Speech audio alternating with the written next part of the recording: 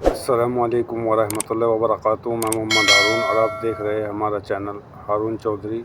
آپ کا بہت بہت شکریہ ہمارے چینل پر آنے کے لیے۔ اور میں جو ویڈیو لے کر آیا ہوں، ریئیکشن ویڈیو، یہ ہے ابو بکر صدیق رضی اللہ عنہ اس وقت خلیفہ تھے۔ ان کے پاس ایک یہودی ملک شام سے چل کر ان کے پاس آیا اور کیا سوال کیا۔ اللہ ایک آدمی ملک شام میں، بولو کہاں پر ملک ہے؟ یہ سننا بہت پیارا واقعہ ہے۔ ایک آدمی ملک شام میں، شام یعنی سیریا، جس کو آج ہم لوگ کیا بولتے ہیں؟ سیریا۔ اس زمانے میں ایک آدمی ملک شام میں اتنا نقصان، کاروبار کا اتنا نقصان اور قرضے میں اتنا ڈوبا کہ کھانے کے لالے پڑ گئے۔ لوگوں کو قرضہ کہاں سے چکائے؟ کہاں پر رہنے والا وہ آدمی؟ ملک شام میں، سیریا میں رہنے والا۔ وہ سفر کر کے مدینہ آیا۔ اس وقت مدینے میں امیر المومنین، خلیفۃ المسلمین حضرت ابو بکر رضی اللہ تعالیٰ عنہ۔ بولو کون ہے امیر؟ کون ہے حضرت؟ وہ ملک شام سے معلوم نہیں اپنے اونٹ پہ بیٹھ کے کتنے دنوں کا، کتنے راتوں کا، کہاں سیریا اور کہاں مدینہ، لیکن وہ آدمی آئے، حضرت ابو بکر کے دروازے پر گئے اور حضرت ابو بکر کا دروازہ کھٹکھٹایا۔ اس لیے کہ اس وقت سارے مسلمانوں کے بادشاہ کون تھے؟ حضرت ابو بکر۔ تو دروازہ کھٹکھٹایا، حضرت ابو بکر رضی اللہ تعالیٰ عنہ دروازے پر آئے تو انہوں نے کہا کہ میں کلمہ پڑھنے والا ایک مسلمان ہوں، میں مصطفیٰ کا غلام ہوں، لیکن معاملہ ایسا ہے کہ میں شام سیریا سے آیا ہوں اور بہت نقصان ہو گیا، کاروبار میں بہت نقصان ہو گیا، قرضے میں ڈوب گیا، میرے بیوی بچوں کے کھانے کے لالے پڑے، میں شام سے مدینہ آیا، ابو بکر میری کوئی مدد کر دو، کچھ میرے کو دے دو، میں قرضہ چکا دوں، نیا کاروبار شروع کر دوں، میں بھکاری نہیں، بھیک مانگنے نہیں آیا، صرف اپنے حالات میں مجبور ہو کر میں آیا۔ حضرت ابو بکر نے فرمایا آؤ اندر آؤ۔ اب حضرت ابو بکر کے گھر کا دروازہ تھوڑا اچھا تھا، اندر گئے تو دیکھا کچھ بھی نہیں۔ حضرت ابو بکر نے روتے روتے کہا کس سے مانگنے آئے ہو؟ تم میرے پاس مانگنے آئے ہو؟ یہ سوچ کر مانگنے آئے ہو کہ میں مسلمانوں کا بادشاہ ہوں، امیر ہوں؟ ارے 2 دن ہو گئے میرے گھر میں کھانے کو نہیں ہے، 2 دن ہو گئے میرے گھر میں کھانے کو نہیں۔ تو وہ آدمی کہنے لگا پھر میں کہاں جاؤں گا؟ میں تو مدینہ آیا تھا، یہ سوچ کر آیا تھا کہ حضرت ابو بکر میری مدد کریں گے۔ سننا حضرت ابو بکر کیا فرماتے؟ ایک کام کرو، عثمان کے پاس چلے جاؤ۔ حضرت ساتھ میں بولو کن کے پاس چلے جاؤ؟ حضرت آواز ابھی بھی نہیں آ رہی، بولو کن کے پاس چلے جاؤ؟ حضرت عثمان۔ کہنے لگے میں تو عثمان کو پہچانتا نہیں ہوں، آپ کچھ لکھ کر دے دو تو میں چلے جاؤں گا حضرت عثمان کے پاس۔ حضرت ابو بکر نے فرمایا میرے لکھنے کی کوئی ضرورت نہیں ہے، بلکہ ان کو کہنا بھی نہیں کہ ابو بکر نے بھیجا ہے، لکھنے کی بھی ضرورت نہیں، اور عثمان کو کہنا بھی نہیں کہ ابو بکر نے بھیجا ہے، صرف جا کر وہاں جا کر اتنا کہہ دینا میں غریب ہوں، مصطفیٰ کا غلام ہوں۔ کوئی بھی مصطفیٰ کا غلام آ جائے عثمان کی سخاوت شروع ہو جاتی ہے، بولو سبحان اللہ۔ تو انہوں نے کہا لیکن میرے کو تو بہت بڑی رقم چاہیے۔ سنو انہوں نے کیا کہا؟ مجھے تو بہت بڑی رقم چاہیے۔ کیوں بڑی رقم چاہیے میرے کو؟ اس لیے کہ میرے کو قرضہ بھی ادا کرنا ہے، نیا کاروبار بھی شروع کرنا۔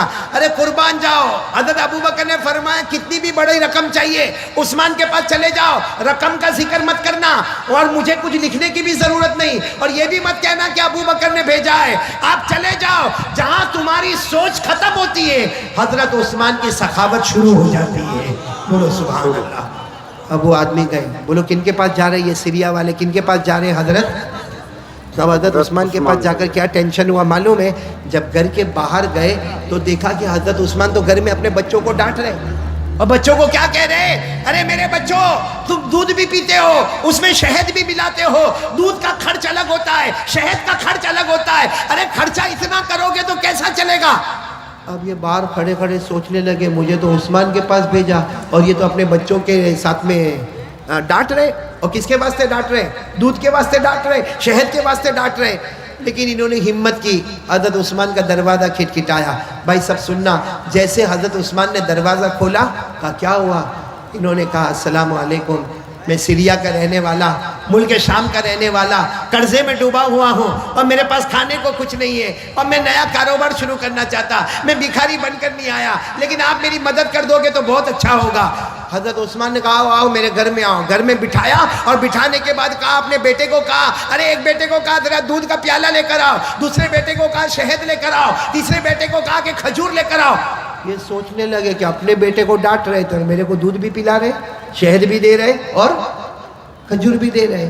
اب سننا، حضرت عثمان رضی اللہ تعالیٰ عنہ نے تھوڑی دیر میں ایک اونٹ تیار کیا اور اونٹ پر اتنا سامان، کپڑے، برتن، اناج، غلہ اور ساتھ میں 6000 درہم دیے۔ کتنے درہم دیے؟ تو ان کی زبان سے نکلا کہ میرے کو تو 3000 کی ضرورت تھی، 3000 دینار کی ضرورت تھی، آپ نے تو 6000 دینار دے دیے۔ تو حضرت عثمان نے کہا جاؤ لے کر جاؤ، آئندہ ضرورت پڑے تو واپس عثمان کے پاس آ جانا۔ اب مجھے جو بات بتانی وہ سنو، میں نے یہ واقعہ کیوں سنایا؟ جب وہ جانے لگے تو حضرت عثمان نے کہا کہ جا رہے ہو؟ تو انہوں نے کہا بہت بہت شکریہ، میرے کو تو مل گیا، کپڑے بھی مل گئے، برتن بھی مل گیا، اناج بھی مل گیا، سواری بھی مل گئی، اور میرے کو 6000 دینار بھی مل گئے، میرے کو تو سب مل گیا، میں جا رہا ہوں اور آپ کا بہت بہت شکریہ۔ تو حضرت عثمان کہتے میرا شکریہ مت ادا کرو، ابو بکر کا شکریہ ادا کرو جنہوں نے تمہیں یہاں بھیجا ہے۔ تو انہوں نے کہا میں نے تو آپ کو کہا بھی نہیں کہ حضرت ابو بکر نے بھیجا ہے، آپ کو کیسے معلوم؟ حضرت عثمان نے کہا ہم مصطفیٰ کے غلام ہیں، ان آنکھوں سے کم دیکھتے ہیں، ان آنکھوں سے زیادہ دیکھتے ہیں، ہم ان آنکھوں سے بصارت سے کم دیکھتے ہیں، ہم دل کی آنکھوں سے دیکھتے ہیں کہ کون کیا سرمایہ لے کر آتا ہے۔ خیر اچھا میرے کو بتاؤ ایسی سخاوت آج کوئی کرے؟ ارے بولو نا، ہمارے کھڑئی میں کوئی کرے؟ ارے کوئی کرے ایسا ہی؟ آل اوور انڈیا میں جاؤ کوئی ایسی سخاوت کرے؟ نہیں کرے۔ لیکن ایک بات آپ کو بتاؤں، یہ عثمان اتنی بڑی سخاوت کرنے کے بعد جب حضرت ابو بکر رضی اللہ تعالیٰ عنہ کا انتقال ہو گیا، امیر المومنین کون بن گئے؟ حضرت عمر۔ حضرت عمر رضی اللہ تعالیٰ عنہ شہید ہو گئے، ان کے بعد میں امیر المومنین کون بنے؟ بہت پیسہ، بہت مال دولت۔ ارے جب حضرت ابو بکر کے زمانے میں حضرت عثمان کے پاس اتنا مال و دولت تھا، اب تو حضرت عثمان خود امیر المومنین بنے ہیں، سارا بیت المال ان کے پاس میں ہے، ساری زمین کی دولت ان کے پاس میں ہے۔ لیکن یہی حضرت عثمان پورا مجمع سن لو، رات کے سناٹے میں قبرستان جاتے تھے۔ بولو کہاں پر جاتے تھے؟ اور جا کے اتنا روتے تھے، اتنا روتے تھے، آپ کی داڑھی مبارک سے آنسو کے قطرے ٹپکتے تھے۔ اور ایک دن نہیں، ہر رات کو جب پورے مدینے میں سناٹا ہو گیا، حضرت عثمان چپ چاپ اپنے گھر سے نکلتے، قبرستان جاتے اور قبرستان میں داخل ہو کر اتنا روتے کہ آپ کی داڑھی مبارک سے آنسو کے قطرے ٹپکتے۔ ایک مرتبہ تو کسی نے قبرستان میں ان کو پوچھا کہ عثمان آپ کے سامنے جنت کا تذکیر آتا ہے، آپ اتنا نہیں روتے؟ آپ کے سامنے جہنم کا ہولناک آتا ہے، آپ اتنا نہیں روتے، لیکن قبرستان میں آ کے آپ کیوں روتے؟ سنو پورا مجمع سنو، حضرت عثمان روئے اور روتے روتے فرمایا میں نے میرے نبی صلی اللہ علیہ وسلم کو کہتے ہوئے سنا کہ قبر آخرت کی منزلوں میں پہلی منزل ہے۔ بولو قبر آخرت کی منزلوں میں۔ حضرت عثمان نے روتے روتے کہا میرے نبی نے فرمایا کوئی اس میں بچ گیا، ہر منزل میں بچ گیا، لیکن کوئی اس میں پکڑا گیا، ہر منزل میں پکڑاتا جائے گا، ہر منزل میں پکڑاتا جائے گا۔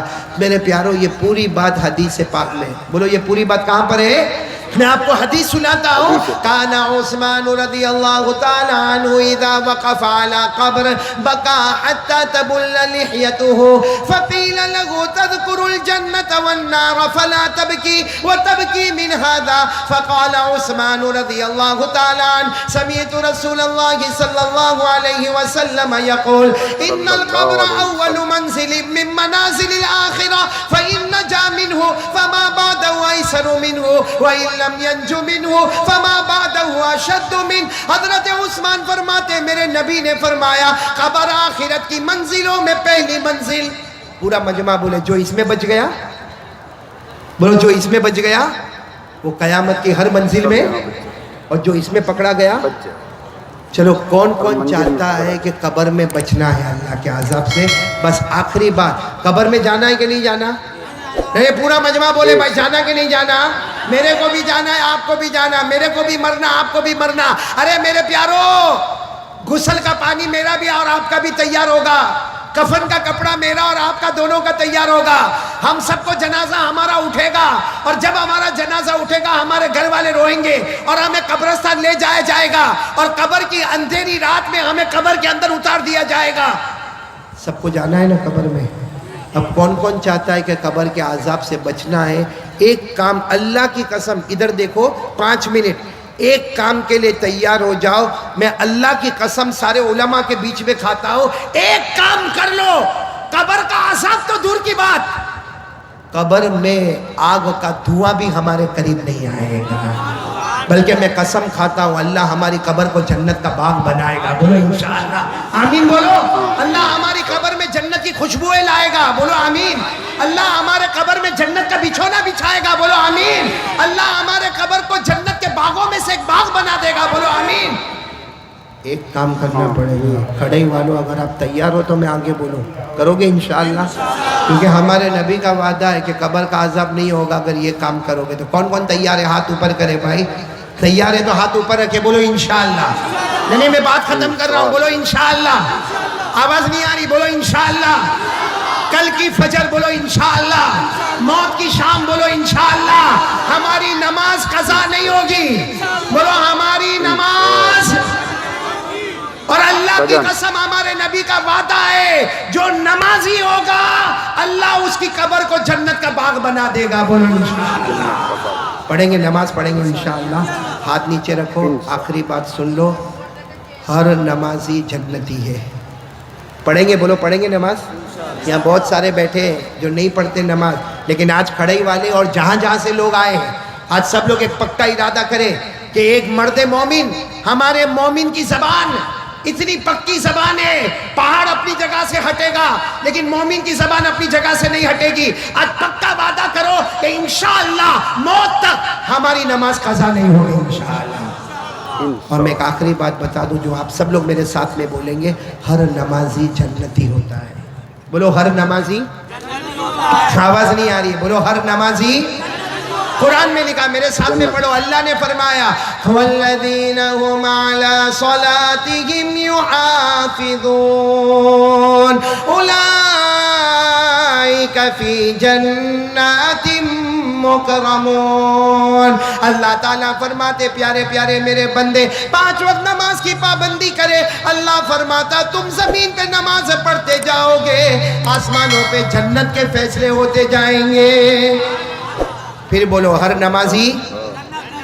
अब साथ में ये भी बोल दो, बेनमाजी। अल्लाह मेरी और आपकी हिफाजत फरमाए। पढ़ेंगे ना नमाज, पढ़ेंगे ना इंशाअल्लाह। आपको मालूम है बेनमाजी को जो जहन्नम में डालेंगे ना, मैंने पहले भी कलकत्ता में सुनाया था, सबसे खतरनाक जहन्नम में बेनमाजी जाएगा। एक खड़े वालों सुनो, जिस जहन्नम में अबू जहल जाएगा, जिस जहन्नम में कारून जाएगा, जिस जहन्नम में फिरौन जाएगा, जिस जहन्नम में हामान जाएगा, हमारे नबी फरमाते अल्लाह की कसम मेरी उम्मत का बेनमाजी भी उसी जहन्नम में जाएगा। इसलिए मेरे प्यारों सब लोग इरादा करो, नमाज पढ़ेंगे नहीं इंशाअल्लाह। नहीं बोलो पढ़ेंगे इंशाअल्लाह। तो टोटल 3 बातों की जगह ज़्यादा बातें हो गई, वो सब बातों को हम याद करेंगे। सबसे पहली बात, भरोसा किस पर करना? डरना तो किससे डरना? यकीन किस पे बनाना? अल्लाह पे। और मोबाइल से गंदी चीज़ों को डिलीट कर देना, अच्छी चीज़ों को डाउनलोड करना। और एक बात जो आपके कान में आई, मुस्तफ़ा का दामन नहीं छोड़ेंगे। और हमारे नबी के अखलाक पर अपने आप को बताना, ताकि दुनिया को पता चले कि इस्लाम के पास अखलाक है, ईमान के पास अच्छे अखलाक है, एक रिस्पेक्ट है, एक डिसिप्लिन है जो अल्लाह और अल्लाह के रसूल ने हमको दी है। और आखिरी बात पर आ जाओ, मौत तक हमारी नमाज कज़ा पक्की बात इंशाअल्लाह। अल्लाह हम सबको अमल की तौफीक अता फरमाए।